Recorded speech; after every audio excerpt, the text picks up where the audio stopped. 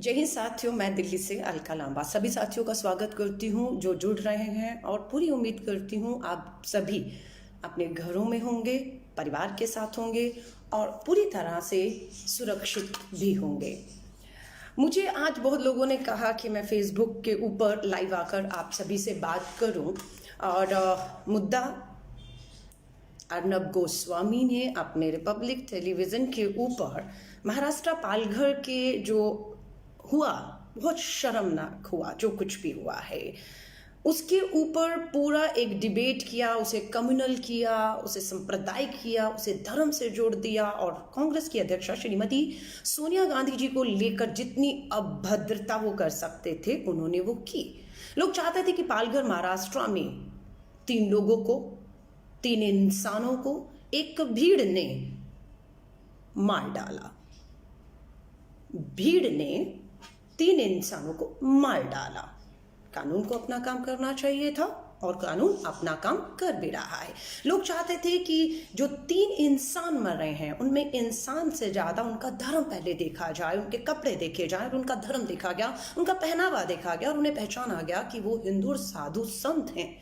लेकिन मारने वाले कौन है इस पे सोचें, उसकी जांच हो। उससे पहले जितने भी लोग थे वो उसे पूरी तरह सांप्रदायिक रंग देने, हिंदू मुस्लिम देने शुरू हो गए और अपनी राजनीतिक रोटियां सेकना उन्हें मौका मिल गया था कि इस मौके से हाथ से नहीं जाना देना है। और उन्होंने बिना इसकी जांच हुए, बिना सच्चाई सामने आए हुए इस पे ये फसाद फैला दिया कि एक धर्म के लोगों ने भीड़ में शामिल होकर दूसरे धर्म के लोगों को मार डाला है। लेकिन सच्चाई सामने आ चुकी है। 101 लोगों के ऊपर एफआईआर दर्ज हो चुकी है और 101 लोग जिन पे एफआईआर दर्ज हुई है, जिन्हें गिरफ्तार कर लिया जा चुका है, वो उसी धर्म के हैं जिस धर्म के ये 3 लोग मार दिए गए हैं। महाराष्ट्र गवर्नमेंट में तुरंत कार्रवाई करते हुए 101 लोगों पर एफआईआर दर्ज किए, उन्हें गिरफ्तार कर लिया और मैं पूरी उम्मीद करती हूं महाराष्ट्र सरकार बिना समय व्यर्थ किए फास्ट ट्रैक कोर्ट, जी हां, फास्ट ट्रैक कोर्ट में इस मामले को चलाए और 3 महीने से 6 महीने के अंदर इन सभी 101 लोग जो उसी सेम धर्म के हैं, भीड़ बनकर मार दिया गया, उनको सख्त से सख्त सजा मिलनी चाहिए। कानून किसी का धर्म, किसी की जाति, किसी की भाषा, किसी का पॉलिटिकल एफिलिएशन बिल्कुल नहीं देखना चाहिए और होनी चाहिए। और उम्मीद है ये कार्रवाई महाराष्ट्र की सरकार जरूर करेगी। अब बात आती है अर्नब गोस्वामी ने बस जैसे ही पता लगा एक मौका हाथ में लगा है, उसे वो जाने नहीं देना चाहते थे, जिसके लिए उन्होंने एक डिबेट बुलाई जिसमें साधु संत और हर एक को बुलाकर बैठा लिया और बिल्कुल एग्रेसिव होकर अर्नब गोस्वामी ने सोनिया गांधी तक के ऊपर गाली गलौज करना शुरू कर दिया। आज सोनिया गांधी जी की उम्र 73 है। इस साल 74 साल की सोनिया गांधी जी पूरी हो जाएंगी। 1968, आज से 53 साल पहले हिंदुस्तान की वो बहू बनकर इस देश में आई थी। एक स्पीच है उनका जो आज बहुत वायरल हो रहा है क्योंकि बात सोनिया गांधी जी के ऊपर अर्नब गोस्वामी ने उठाई है। और मैं सभी से कहूंगी, बेटी बहू बनती है और जब बेटी बहू बनकर किसी के घर जाती है तो माँ और पिता उसे बताते हैं कि जिस दरवाजे पे तेरी डोली जा रही है उसी दरवाजे से तेरी अर्थी उठनी चाहिए। अब हम नहीं, वही तेरे माँ बाप हैं, वही तेरा भाई बहन और तेरा नाम तक बदल दिया जाता है, पहचान बदल दी जाती है। सबसे पहला काम यही होता है। लेकिन सोनिया गांधी जी की एक स्पीच आपको मैं जरूर सुनाऊंगी, सिर्फ 2 मिनट की है, सुनिएगा और इस वीडियो को ज़्यादा से ज़्यादा वायरल किया जाएगा क्योंकि अभी कुछ और बातें हैं। क्योंकि सोनिया गांधी जी के साथ मैंने बहुत करीबी से काम किया, मुझे नहीं मालूम बहुत कितने लोगों को श्रीमती सोनिया गांधी जी के साथ उठने बैठने का, बात और काम करने का मौका मिला है। मैं उन भाग्यशाली लोगों में से हूँ और बहुत बार महसूस करती हूँ कि शायद उतने भारत के रीति रिवाज, संस्कार, पहनावा शायद मुझे नहीं आता जितना हिंदुस्तान की संस्कृति में वो ढल गई है पूरी तरीके से। एक उनका भाषण है, भावुक करने वाला है, सुनाऊंगी, सुनिएगा जरूर। Yes, I was born in Italy. I came to India in 1968 as the daughter-in-law of Indira Gandhi. Yes, I have spent 48 years of my life in India. This is my home. This is my country.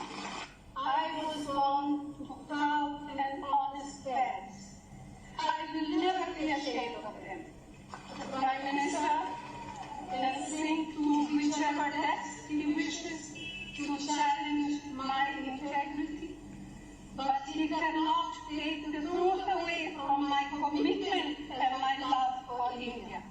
And it is here that my ashes mingle with those of my loved ones.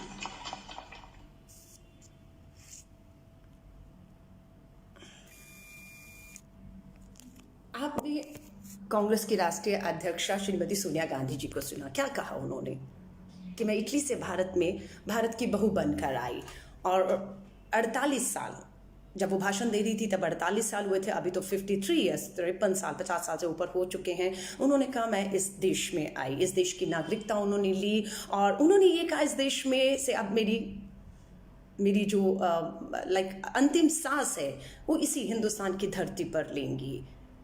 उन पे जितने भी तरह के आरोप लगाए जा रहे हैं, मैं कहती हूँ बहादुर महिला हैं, बहुत से बात हम पर बहुत से बातें की जाती हैं, कीचड़ उछाला जाता है, अभद्र भाषा, हम विचलित हो जाते हैं, लगता है सब छोड़कर भाग जाएं, पर बहादुर महिला है श्रीमती सोनिया गांधी जी।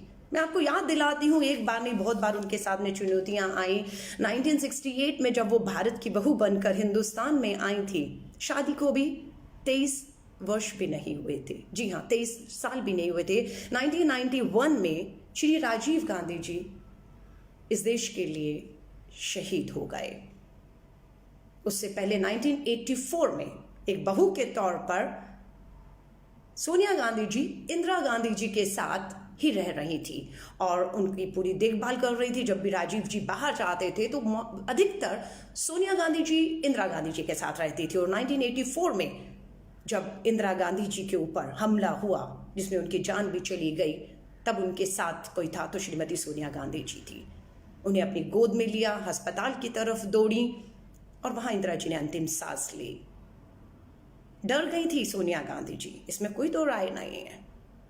बहुत बातें होने लगी 1984 में, और सबसे ज्यादा संघ भाजपा के लोगों में एक उत्साह इस तरीके का था कि शायद अब, क्योंकि राजीव जी का राजनीति में इंटरेस्ट नहीं था बिल्कुल भी, और सोनिया जी कभी नहीं चाहती थी कि राजीव जी हिंदुस्तान की राजनीति में कदम रखे, खासतौर से 1984 इंदिरा जी के असैसिनेशन, हत्या के बाद।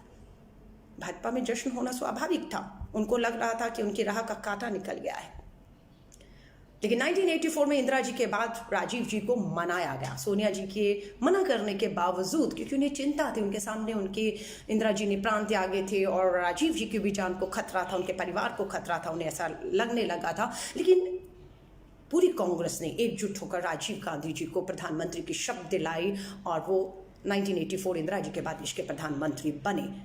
लेकिन सोनिया जी ने साथ नहीं छोड़ा, पूरी अफवाहें फैला दी गई 1984 के बाद कि अब राजीव जी का राजनीति में इंटरेस्ट नहीं है, सोनिया गांधी जी ने राजनीति में आने नहीं देना चाहती। अब राहुल जी की उम्र 14 साल थी और प्रियंका गांधी की उस समय उम्र 12 साल थी। ये अब देश छोड़कर, देश का सारा खजाना देश को लूट कर भाग जाएंगे। ये उस समय जो है अफवाहें फैलाई जाती थी संघ और भाजपा के द्वारा कि बदनाम किया जाए, नहीं ये भागने वाले हैं, लेकिन वो भागे नहीं।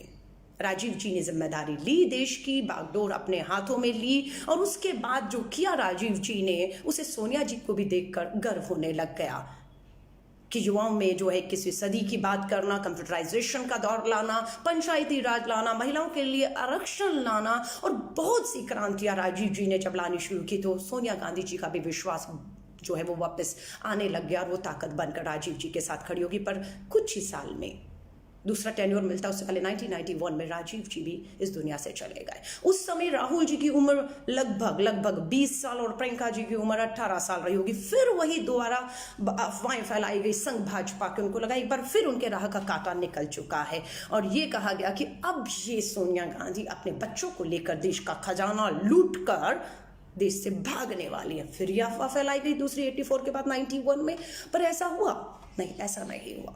ये सच्चाई है कि सोनिया गांधी जी ने इंदिरा जी और एकदम राजीव जी कुछ ही 7-8 साल के बीच में दो बड़े हादसे हुए, दो बड़ी शहादतें हुई, और जिससे वो स्वाभाविक है, एक माँ थी, अकेली रह गई थी, एक डरना स्वाभाविक था। हिंदुस्तान की राजनीति किस तरफ जा रही थी, उन्होंने अपने आप को हिंदुस्तान की राजनीति कांग्रेस से पूरी तरह से 1991 के बाद काट लिया, और पूरी तरह अपनी घर गृहस्थी और भाजपाई पूरे 7-8 साल तक संघ के लोग अफवाह फैलाते रहे कि ये भागेंगी, जाएंगी, पर ऐसा हुआ नहीं। मुझे याद है 1997 कांग्रेस प्लेनरी सेशन कलकत्ता में हुआ था। मैं उस समय लगभग 21 वर्ष की थी, पर NSUI national student union of India Congress के छात्र संगठन की राष्ट्रीय अध्यक्ष थी और मैं भी कांग्रेस के उस प्लेनरी सेशन कलकत्ता के मंच पर थी जहां पर श्रीमती सोनिया गांधी जी को पूरी कांग्रेस ने आह्वान कर आने के लिए आमंत्रित किया था। और श्रीमती सोनिया गांधी जी 1997 में कांग्रेस के उस मंच पर आई। वहां उन्होंने पहली बार 1991 के बाद 97 में पहली बार वो पब्लिक में आई और उन्होंने वहां पर कांग्रेस की प्राथमिक सदस्यता ग्रहण किया। 1998 में उस समय भी कांग्रेस के छात्र संगठन की NSUI की राष्ट्रीय अध्यक्ष थी। वो जो दौर था कि कांग्रेस बिल्कुल नीचे की तरफ जा रही थी, संगठन का कुछ पता नहीं था, देश की सरकारों में पता नहीं कितने प्रधानमंत्री जो है वो एक के बाद एक बदल रहे थे, अस्थिरता का दौर था। और उस समय श्रीमती सोनिया गांधी जी से 1998 में कांग्रेस की कमान संभालने के लिए कहा गया, क्योंकि देश के लिए कांग्रेस का एक रहना, कांग्रेस का मजबूत रहना बहुत जरूरी था और कांग्रेस को एक रखने का काम, मजबूत करने का काम और आगे ले जाने का काम अगर कोई कर सकता था तो वो श्रीमती सोनिया गांधी जी। ये कांग्रेस की एक विश्वास था। मैं उस दौर में NSUI राष्ट्रीय अध्यक्ष थी, इसलिए बहुत करीबी से उस सारे घटनाक्रम को मैं देख रही थी। और सोनिया गांधी जी ने उस समय मान लिया, तैयार हो गई कि मैं कांग्रेस की जिम्मेदारी लेने को तैयार हूं, बट चुनाव के माध्यम से। लोगों ने कहा चुनाव की जरूरत नहीं है, आप बस कांग्रेस के अध्यक्ष पद ले लीजिए, लेकिन उन्होंने चुनाव के माध्यम से कांग्रेस का पहली बार 1999 के अंदर कांग्रेस की 1998 में कांग्रेस के अध्यक्ष बनने का फैसला किया और चुनाव हुआ। कांग्रेस के भीतर चुनाव हुआ और जतिन प्रसाद उत्तर प्रदेश के बहुत कद्दावर नेता थे कांग्रेस के, उन्होंने कांग्रेस की अध्यक्षा सोनिया गांधी जी के सामने नामांकन दाखिल किया। चुनाव हुआ कांग्रेस के अंदर और श्रीमती सोनिया गांधी जी कांग्रेस की अध्यक्ष चुनकर आई। लेकिन जतिन प्रसाद जी का क्या हुआ? सोनिया गांधी जी की एक खुली सोच का ही नतीजा था कि उन्होंने कहा जतिन प्रसाद जी, आपके पास एक लंबा अनुभव है, कांग्रेस की आपने सेवा की है, मैं चाहती हूँ कि आप उनकी मेरी टीम में रहेंगे, सोनिया गांधी जी ने कहा। और जतिन प्रसाद जी ने इसे माना और कांग्रेस की अध्यक्ष श्रीमती सोनिया गांधी जी बनी और जतिंद्र प्रसाद जी उस समय वाइस प्रेसिडेंट कांग्रेस के चुने गए।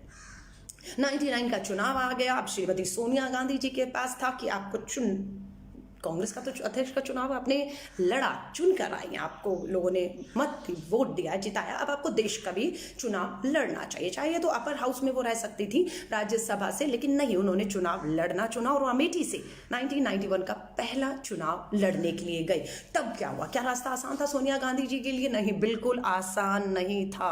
1991 में जब उन्होंने 1999 में जब पहला चुनाव अमेठी से नामांकन दाखिल किया तो दूसरा नामांकन उन्होंने कर्नाटका के बल्लैरी से भी फाइल किया। ये पहला चुनाव था श्रीमती सोनिया गांधी जी का। फिर संघ और भाजपा को लगा, 84 में लगा था कांटा निकल गया, नहीं निकला। 1991 में उनको लगा कि राजीव जी के जाने के बाद कांटा निकल गया, लेकिन कांटा नहीं निकल रहा था। अब सोनिया गांधी जी आ गई हैं जो पूरी कांग्रेस को एक रखते हुए चुनाव के मैदान में खड़ी थी। श्रीमती सोनिया गांधी जी, और उस समय मैं याद करती हूँ स्वर्गीय आदरणीय श्रीमती सुषमा स्वराज जी को भाजपा और संघ ने सोनिया गांधी जी के सामने खड़ा करने के लिए अपनी सबसे कद्दावर नेता श्रीमती स्वर्गीय सुषमा स्वराज जी को चुना। सुषमा स्वराज जी को लगा अमेठी तो शायद संभव नहीं हो पाएगा क्योंकि कांग्रेस का एक गढ़ रहा है, लेकिन बेल्लेरी से, कर्नाटका से उन्होंने श्रीमती सोनिया गांधी जी के सामने चुनाव लड़ने की चुनौती को स्वीकार कर लिया। और इस बात को उन्होंने कहा, अगर गूगल करेंगे, कि अगर वो चुनाव हार जाती हैं, अगर सोनिया गांधी जी चुनाव जीतती हैं और प्रधानमंत्री बन जाती हैं, उन्हें ऐसा लग रहा था, तो वो अपना सर मंडवा देंगी और वो जमीन पर सोएंगी। बहुत बड़ी घोषणा उन्होंने की थी कि अगर वो चुनाव हारी तो वो अपना सर, सुषमा स्वराज जी ने कहा, सर मंडवा देंगी और जमीन पर सोएंगी। और नतीजा क्या आया? श्रीमती सोनिया गांधी जी 1999 का अमेठी और बेल्लेरी कर्नाटका का चुनाव भारी बहुमत से जीत गई और सुषमा स्वराज जी, भाजपा संघ की पूरी हार वहां पर हुई। ये चुनौतियां थी। कांग्रेस के अंदर भी उनको चुनौती आई थी जब 1999 में चुनाव जीत कर आई, 1998 में अध्यक्ष बनी, तब शरद पवार जी और हमारी सांगमा जी तो रही नहीं अब दुनिया में, तारिक अनवर जी, इन लोगों ने काफी विरोध किया था। उन्हें लगता था सोनिया जी अध्यक्ष बन गई हैं तो सोनिया जी प्रधानमंत्री की भी दावेदारी करेंगी, इसीलिए उन्होंने उसका विरोध किया। और विरोध के चलते, क्योंकि सोनिया जी चुनकर आई थी, अध्यक्ष बनी थी, देश का चुनाव जीता था 1999 का उन्होंने 2 जगहों से। उसके बाद पार्टी के अंदर अनुशासनहीनता के तौर पर इसे देखते हुए तीनों नेताओं को पार्टी से बाहर कर दिया गया। और उसके बाद सिलसिला आगे बढ़ा। 99 की आपको मैंने बात बताई कि किस तरह से वो हरा कर आई और नेता विपक्ष के तौर पर 1999 के चुनाव के बाद नेता विपक्ष के तौर पर श्रीमती सोनिया गांधी जी ने संसद के अंदर जिम्मेदारी संभाली और 1999 के बाद अटल बिहारी वाजपेयी जी की सरकार बनी। और अटल बिहारी वाजपेयी जी का जो सोनिया गांधी जी के साथ जो संस्कारों की बात करते हैं, हिंदू रीति रिवाजों की बात करते हैं, बहू और बेटियों की बात करते हैं, अटल बिहारी वाजपेयी जी की बहुत तस्वीरें आपको सोनिया गांधी जी के साथ दिखेंगी कि कितना सम्मान करते थे वो एक महिला का, एक नेता के तौर पर। और कभी उन्होंने उनके व्यक्तिगत जीवन पर जो है उंगली शायद कभी उठाई। अगर आप तस्वीरें देखेंगे, एल के अडवाणी जी हों, आपके अटल बिहारी वाजपेयी जी की सोनिया जी के साथ एक सम्मान था। लेकिन आज जितना स्तर नीचे गिर सकता है उसे गिराने की कोशिश की जा रही है, बदनाम करिए, क्योंकि कांटा एक ही दिख रहा है। तस्वीरें हैं मेरे पास, सोनिया जी की ये किताब है जिसमें अटल बिहारी वाजपेयी जी और अडवाणी जी और बड़े नेताओं के साथ सोनिया जी के कैसे संबंध रहे जब वो नेता विपक्ष थी और अटल बिहारी वाजपेयी जी देश के प्रधानमंत्री थे, कितना सम्मान था उन्हें। 1999 के बाद जो है अगला चुनाव 2004 का आया।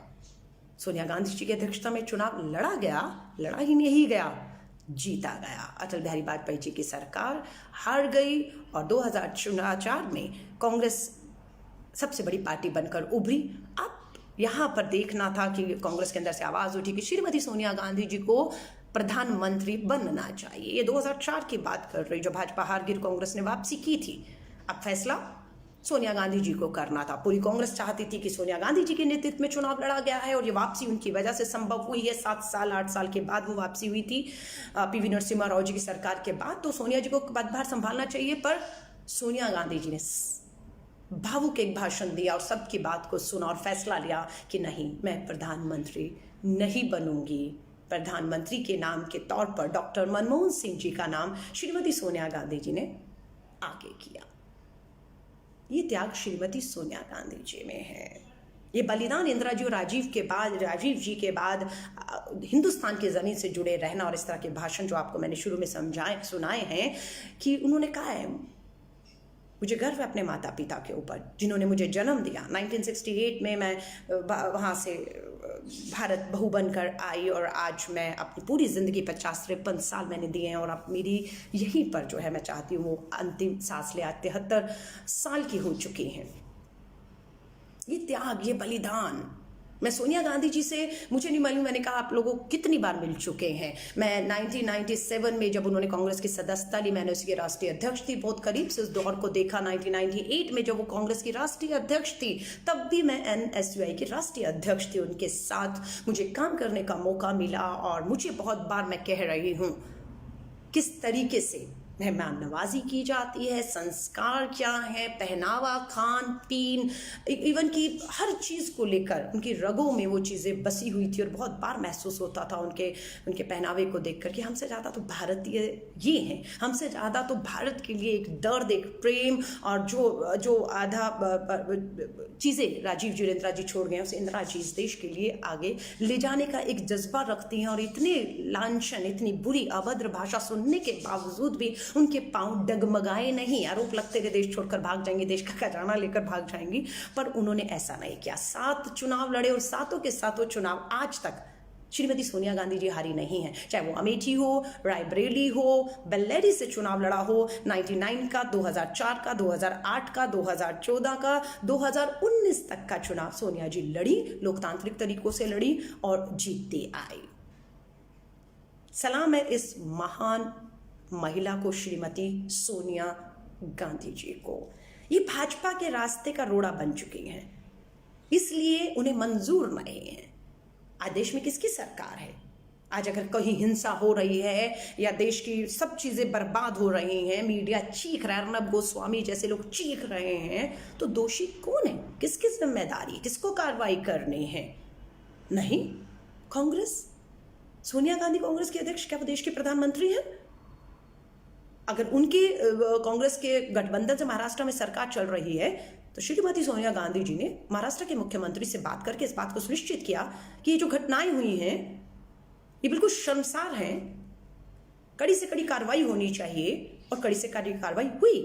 101 लोग अरेस्ट कर लिए जा चुके हैं और मैं मांग कर रही हूँ कि बिल्कुल 3 महीने के अंदर फास्ट ट्रैक कोर्ट करके इन्हें सजाएं मिलनी चाहिए। ये सोनिया गांधी जी के बारे में। सोनिया गांधी जी जब यूपीए की नेता थी, प्रधानमंत्री पद नहीं लिया 2000, उसके बाद 2004 के बाद 2009 में जब दोबारा सरकार कांग्रेस का दोबारा 200 से 208 सीटें आई, तब भी मौका था, श्रीमती सोनिया गांधी जी को वापस कहा गया कि आप देश की प्रधानमंत्री बने, लेकिन नहीं, उन्होंने दोबारा डॉक्टर मनमोहन सिंह जी को ही प्रधानमंत्री बनने को कहा। लेकिन यूपीए के नेता के तौर पर उन्होंने राइट टू इंफॉर्मेशन, सूचना का अधिकार कानून लाने में पूरी ताकत लगाई जो आया भी। उन्होंने फूड सिक्योरिटी, गरीबों के लिए खाद्य सुरक्षा, फूड सिक्योरिटी बिल लेकर आई, वो कानून लेकर आई। MNREGA, Mahatma Gandhi national rural employment act लेकर आई कि ग्रामीणों को रोजगार मिलना है। ये यूपी के नेता के तौर पर। और न्यूक्लियर डील जैसे में मनमोहन सिंह जी के पीछे अगर कोई ताकत बनकर खड़ा था, जब लेफ्ट भी हट गई थी, तब श्रीमती सोनिया गांधी जी डॉक्टर मनमोहन सिंह के सामने, क्या अमेरिका के सामने झुकेगा? नहीं, डॉक्टर मनमोहन सिंह के पीछे पूरी कांग्रेस अध्यक्षा श्रीमती सोनिया गांधी जी ताकत बनकर खड़ी थी। श्रीमती सोनिया गांधी पहली कांग्रेस की ऐसे नेता है जिन्होंने 2 दशक पूरे किए हैं। बहुत से कांग्रेस के राष्ट्रीय अध्यक्ष रहे, लेकिन इतना बड़ा सर्वसम्मति से पूरी पार्टी को एक लेकर आगे चलने का अगर सबसे बड़ा कीर्तिमान किसी के नाम पर है तो उस बहादुर महिला कांग्रेस की अध्यक्षा श्रीमती सोनिया गांधी जी के पास है। मुझे याद है सीताराम येचुरी जी ने भी एक बार बात की थी, जब सोनिया जी ने राहुल गांधी जी को जिम्मेदारी देने की बात की तो उन्होंने कहा राहुल जी एक भविष्य के युवा नेता हैं ज़रूर, लेकिन पूरी यूपीए को अगर कोई एक रख सकता है, जो यूपीए का हिस्सा थे, घटक दल थे। बहुत बार होता था कि एक चुनौती आती थी कि सबको लेकर फैसले करके सरकार को आगे बढ़ना है, तो कहा जाता था, सीताराम येचुरी जी ने खुद अपने इंटरव्यू में कहा कि सोनिया गांधी जी उस गोंद का, उस गम का काम करती हैं जो सारे दलों को बांध कर रखती हैं। कांग्रेस को तो बांध कर रखा ही हुआ था उन्होंने। उन्हीं के नेतृत्व में 10 साल कांग्रेस ने एक शानदार सरकार चलाई और देश की अर्थव्यवस्था से लेकर बेरोजगारी से लेकर किसानों के लिए काम हुए। सूचना का अधिकार, मनरेगा, फूड सिक्योरिटी सोनिया गांधी जी के नेतृत्व में डॉक्टर मनमोहन सिंह जी लेकर आए। आज मैं आपको एक बात बता रही हूं, क्यों भाजपा संघ को सोनिया गांधी से डर लगता है, क्यों अर्नब गोस्वामी जैसे इनके गोदी मीडिया को चीख चीख कर अपना गुस्सा निकालना पड़ता है। क्यों? क्योंकि उन्हें मालूम है श्रीमती सोनिया गांधी कांग्रेस की आज की तारीख में फिलहाल एकमात्र नेता है जो ना केवल पूरी कांग्रेस को एक सूत्र, एक धागे में बांध कर रखे हुए हैं, बल्कि उन्होंने 2004 से 2014 10 साल ये भी साबित कर दिया कि उसमें उनमें इतना सक्षम नेतृत्व है कि वो इतने सारे घटक दलों को एक साथ रखकर देश में एक कामयाब 2010 तक मनमोहन सिंह जी के नेतृत्व में 10 सालों तक सरकार चला पाई। ये उनका क्षमता है, ये उनकी नेतृत्व है। व्यक्तिगत हमले हुए जो आज भी हो रहे हैं, मैं आपसे कहूंगी इनकी ये जो बौखलाहट है ना, इससे आपको खुश होना चाहिए। इशारा करता है कि ये डरे हुए हैं, ये श्रीमती सोनिया गांधी जी के नेतृत्व से डरे हुए हैं। वही महिला है जो इन्हें चुनौती देती है। एक और तस्वीर है, ये सोनिया गांधी जी की जो तस्वीर है, वो किताब है, इसमें वो फोटो शेयर की गई हैं जो अटल जी के साथ, अडवाणी जी के साथ हैं उनकी। और मैं आपको ज़रूर ये किताब थोड़ा सा फोटोग्राफ्स दिखाना चाहूँगी, आप देखिएगा कि राजनीति होती थी। ये देखिए श्रीमती सोनिया गांधी जी अडवाणी जी के साथ, जब वो नेता विपक्ष थी, इस तरह के संबंध हुआ करते थे। ये शरद पवार जी के साथ है, ये 1999 में वो पहला अपना नामांकन दाखिल कर रही थी उस समय है। यहाँ आप देखते हैं अटल बिहारी वाजपेयी जी जब देश के प्रधानमंत्री थे, अटल बिहारी वाजपेयी जी जब नेता विपक्ष के तौर पर सोनिया गांधी जी को बुलाकर बातचीत की जाती थी। यहाँ पर भी आप देखिएगा, ये इंदिरा गांधी जी का, माफ़ी चाहूँगी, राजीव जी के फ्यूनरल का तस्वीरें हैं। इसमें मैं आपको ये देखिए, ये एक शानदार तस्वीर है। देश के प्रधानमंत्री श्री अटल बिहारी वाजपेयी जी जब देश के प्रधानमंत्री थे, नेता विपक्ष सोनिया गांधी जी को बुलाया जाता था, बात की जाती थी, सम्मान दिया जाता था, जो शायद आज के भाजपा संघ के प्रधानमंत्री कहीं, गृह मंत्री कहीं नेताओं को देना नहीं आता है। बौखलाहट है, डर है। क्यों मोदी जी को और मैं कहूँगी अमित शाह को सोनिया गांधी जी पसंद नहीं है, ये देखिएगा। रिमूव नरेंद्र मोदी। अटल बिहारी वाजपेयी जी ने धर्म, राजधर्म यूं ही नहीं समझाया था। ये 2002 का पार्लियामेंट में धरने पर श्रीमती सोनिया गांधी जी बैठी थी और अटल बिहारी वाजपेयी जी ने उसके बाद श्री नरेंद्र मोदी जी को उनका राजधर्म समझाने की कोशिश की थी। देख रहे हैं आप सभी लोग, सो मैं आप सभी से कहूंगी, सोनिया गांधी जी, गांधी परिवार का त्याग और बलिदान, उनका साहसिक नेतृत्व, उनका अडिग रहना, ये कहीं ना कहीं कांग्रेस और भाजपा और संघ के नेताओं को, गोदी मीडिया को बार बार विचलित करता है, और मैं इससे एक शुभ संकेत के तौर पर देख रही हूं। कांग्रेस का त्याग, कांग्रेस का बलिदान और गांधी परिवार ही एक ऐसा सूत्र, एक ऐसा धागा है जो कांग्रेस को एक रखते हुए, देश के घटक दलों को जो कांग्रेस की, गांधी की विचारधारा पर यकीन करते हैं, उनको एक रखते हुए, देश को एक रखते हुए तरक्की और उन्नति पर आगे ले जा सकता है, और आज की सरकार को चुनौती दे सकता है जो मात्र धर्म के नाम पर नफरत, जहर पूरा जो है बर्बाद करके सिर्फ अपनी सत्ता की रोटियां सेकना चाहता है। तो मैं आप सभी से कहूंगी, 2000 के करीब लोगों ने, कम से कम, मुझे मालूम नहीं कितनी देर से मैं बोल रही हूँ, आप लगातार मुझे सुन रहे हैं, और उम्मीद करती हूँ आप कांग्रेस के वो सिपाही हैं जिन्होंने कांग्रेस का साथ और उसकी विचारधारा को कभी नहीं छोड़ा है। इस कांग्रेस का गांधी परिवार हो, कांग्रेस की विचारधारा, कांग्रेस का साथ हो, मत छोड़िएगा, क्योंकि देश का भविष्य अगर किसी के भी हाथ में सुरक्षित है तो हाथ कांग्रेस का हाथ है। और गांधी परिवार से इनका यूं डरना, कभी प्रियंका गांधी जी पर हमला, कभी राहुल गांधी जी पर हमला, कभी सोनिया गांधी जी पर हमला, ये इनकी मात्र बौखलाहट का नतीजा है, क्योंकि वो इन्हीं से डरते हैं, क्योंकि यही वो गांधी परिवार और लोग हैं, गांधी परिवार के, जो पूरी कांग्रेस को एक सूत्र में बांध कर लगातार इस देश की लड़ाई को, चाहे गरीब की हो, किसान की हो, बेरोजगारी की हो, अर्थव्यवस्था की हो, से लेकर आगे बढ़ रहे हैं। तो मैं आपसे कहूंगी, अर्नब गोस्वामी, अरेस्ट अर्नब गोस्वामी का हैशटैग ट्विटर पे चलाया जा रहा है, और मैं बिल्कुल कहूंगी, ऐसे लोगों की दुकानें जो हैं, रिपब्लिक टीवी, अर्नब गोस्वामी, जो जहर, नफरत और देश को इस तरीके से जो है नफरत में झोंक रहे हैं, इनकी दुकानें बंद होनी चाहिए, इनके लाइसेंस रद्द होने चाहिए, इनके ऊपर कार्रवाई करते हुए इन्हें अरेस्ट करना चाहिए। ये किसी व्यक्ति का नुकसान नहीं कर रहे। इन्होंने जो सोनिया गांधी जी पर अर्नब गोस्वामी जी ने कहा है, अर्नब गोस्वामी ने कहा है, माफी चाहूंगी, जी निकल गया क्योंकि वही संस्कार कभी कभी छलक जाते हैं, फिर वो कह रही हूँ, ये व्यक्ति की बात नहीं, ये देश की बात है, देश को एक रखने की बात है। आज हम कोरोना वायरस से लड़ रहे हैं, लेकिन उस कोरोना वायरस पीछे छूट गया ऐसा लग रहा है। उस लड़ाई में टेस्टिंग का पता ही नहीं हो रही है, नहीं हो रही है, लेकिन पूरा सांप्रदायिक हिंदू मुस्लिम कोई मौका हाथ से नहीं जाने दे रहे हैं, कोई भी मौका हाथ से नहीं जाने दे, और सारा फ्रस्ट्रेशन श्रीमती सोनिया गांधी जी पर उतारा जा रहा है।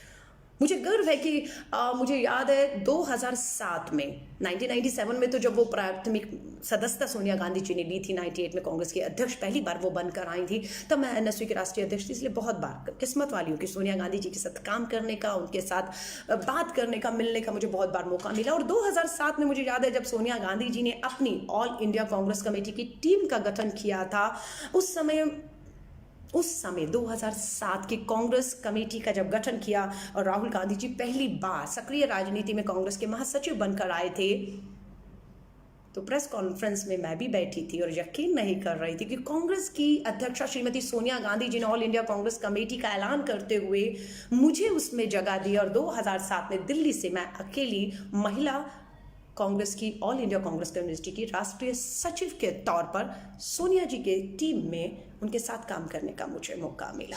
और 2011 तक लगातार मैंने श्रीमती सोनिया गांधी जी के साथ उनकी टीम में राष्ट्रीय सचिव कांग्रेस के तौर पर काम किया। उनकी सोच, उनकी विचारधारा, उनको संघर्ष करते और उनसे बहुत बार निराश होते थे, हताश होते थे, राजनीति छोड़ने को करता था तो उनकी तरफ देखते थे कि उन्होंने जितना सुना है, झेला है, सहा है, और इतना कुछ उनके सामने हो गया, फिर भी वो डटी रही, छोड़ा नहीं उन्होंने, और हम फिर एक बार हिम्मत मिलती थी और आगे बढ़ जाते थे। तो मैं उन भाग्यशाली में से हूँ जो सोनिया गांधी जी को बहुत करीबी से जानते हैं, और उनके लास्ट शब्द हमारे कानों में रहेंगे कि इस देश की मैं बहू बनकर आई हूँ, जिस दरवाजे से हिंदुस्तान की संस्कृति, रीति रिवाज, धर्म कहता है कि इस दरवाजे में डोली आई है, अर्थी भी वही सूटेगी। और सोनिया गांधी जी ने कहा कि मेरी अंतिम सांस, आज 74 साल की हैं, 53 साल उनको हिंदुस्तान में आए हुए हो गए हैं, संघ उन्हें कभी नहीं अपनाएगा, हमें परवाह भी नहीं है संघ कितना महिला विरोधी है।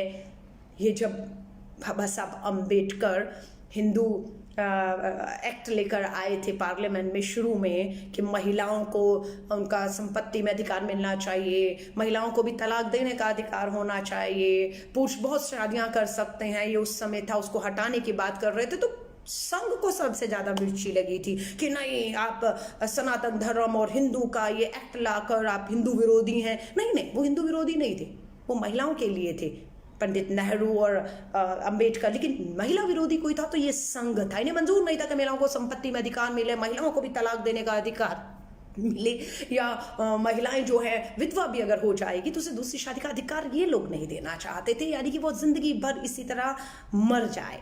तो ये संघ की सोच वहां से यहाँ तक आई, इसलिए कोई हैरान होने की किसी को कोई जरूरत नहीं है। और मैं एक बार फिर से श्रीमती सोनिया गांधी जी के जज्बे को सलाम करती हूँ और कांग्रेस के एक कार्यकर्ता को कहूंगी, डटे रहिए, खड़े रहिए श्रीमती सोनिया गांधी जी के साथ, क्योंकि वही एकमात्र ऐसी नेता हैं जो कांग्रेस पार्टी को एक रखते हुए, समान विचारधारा की पार्टियों को एक रखते हुए, इस देश को एक रखते हुए आगे बुलंदियों पर ले जा सकती हैं। 74 साल की है, मैं उनकी लंबी और स्वस्थ आयु के लिए कामना करती हूँ कि वो बिल्कुल इसी तरह स्वस्थ रहें, कांग्रेस का नेतृत्व उनके हाथों में रहे और वो इसी तरह हमें मार्गदर्शन देती रहे ताकि हम देश की समस्याओं से लड़ते हुए इस देश को एक रखते हुए आगे ले सके। मैं सभी साथियों से निवेदन करूंगी, खासतौर से कांग्रेस के समर्पित सिपाहियों से, अपने साथियों से, कि इस वीडियो को ज़्यादा से ज़्यादा शेयर करिएगा, क्योंकि लोग आज बहुत डिमोरलाइज हैं कि क्यों अर्नब गोस्वामी ने श्रीमती सोनिया गांधी जी को लेकर या पालघर महाराष्ट्र में सांप्रदायिकता फैलाई है, उसे अरेस्ट करना चाहिए। नकारात्मक को छोड़िए और अपनी सकारात्मकता, अपनी पॉजिटिविटी को आगे लाइए। बहुत अच्छाइयाँ हैं कांग्रेस में, कांग्रेस के पास एक बहुत बड़ा अनुभव है। यूं ही अटल बिहारी वाजपेयी जी, अडवाणी जी श्रीमती सोनिया गांधी जी को नेता विपक्ष के तौर पर बुला कर उनसे राय नहीं लिया करते थे, इसलिए लिया करते थे कि उन्हें मालूम था कि सबसे लंबा समय अगर किसी ने इस देश को चलाया है, इस देश को चलाने का अनुभव है, विपरीत परिस्थितियों से लड़ने की अगर किसी के पास क्षमता ताकत है, वो कांग्रेस के पास है। इसलिए अटल बिहारी वाजपेयी जी भी प्रधानमंत्री होते हुए श्रीमती सोनिया गांधी जी को और नेताओं को लगातार बुलाकर राय मशुरा करते रहते थे। तो वो अनुभव है कांग्रेस पर। आज की सरकार को डर लगता है बात करने से, उन्हें डर लगता है बात करने से कि उनकी सत्ता हाथ से ना चली जाए। समझ रहे हैं? मेरी शुभकामनाएं आप सभी के साथ हैं। जाते जाते एक बार वीडियो शेयर जरूर करिएगा, हर कांग्रेस के कार्यकर्ता तक ये पूरी सोनिया जी के त्याग और बलिदान की कहानी पहुंचना बेहद जरूरी है, ताकि हम एक रहे, हम विचलित ना हो। और लास्ट, घरों में रहिए, परिवार के साथ रहिए और सुरक्षित रहिए। मेरी शुभकामना है, कोशिश करूंगी आपसे दोबारा जुड़ूंगी। 1,500 लोग अभी तक जुड़े हुए हैं, आप सभी का तहे दिल से धन्यवाद। जय हिंद, जय भारत।